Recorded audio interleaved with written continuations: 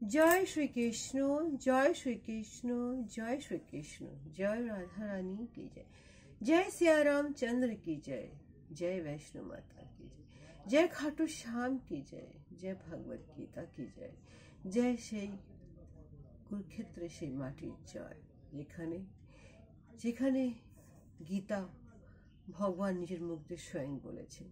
আজ মাঘী পূর্ণিমা, আজ আজ প্রয়াগরাজের সেই মহাকুম্ভ স্নান, যাকে যে স্নান করে মানুষ নিজেকে কৃতার্থ ধন্য মনে করে। আজকের দিনেই এক মাসের কল্পবাসটা পূর্ণ হয়। যারাই কল্পবাস করে তারা জন্ম জন্মান্তরের পাপ থেকে মুক্তি পায়। जय कुंभ की जय।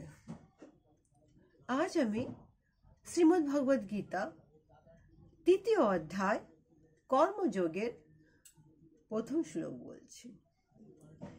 अर्जुन उवाच, अर्जुन बोलेन, जयसि चेतः कर्माणः ते मतः बुद्धिः जनार्दनः ततः किं कर्माणि घोरे मां नियोजयसि কেশওয়াহ।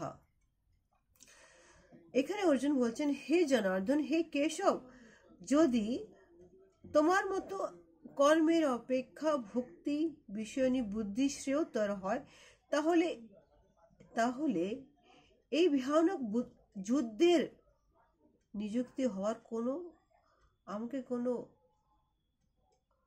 প্রবচিত করেছিল, মানে আমাকে কোনো কেউ নিযুক্ত করেছিল? আমি কেন যুদ্ধ করব? আমি কেন যুদ্ধ করব? কেননা এই যুদ্ধের যে পরিণাম ভয়ঙ্কর, কেউ যে বাঁচবে না, তাহলে আমি কেন যুদ্ধ করব? শ্লোক 2। ব্য মিশ্রেণ ইবহ বাক্যৌন বুদ্ধিম মোহসি ইবহ মে ततः एकं वदः निश्चिन्त्यो येन श्रेयः अहम् अपनुयाः जाहम्।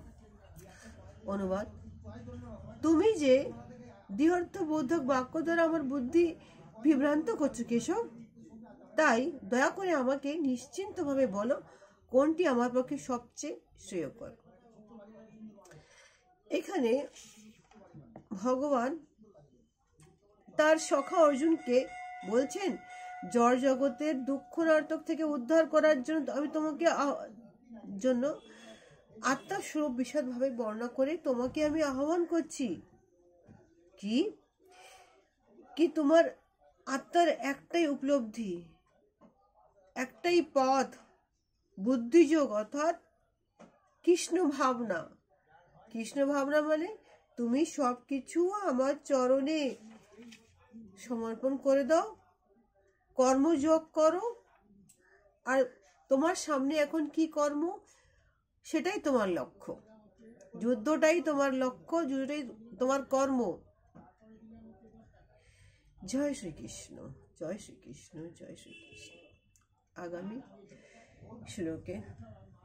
আগামী ব্লগে একটি শ্লোক নিয়ে আসবো, ততক্ষণের জন্য জয় শ্রীকৃষ্ণ।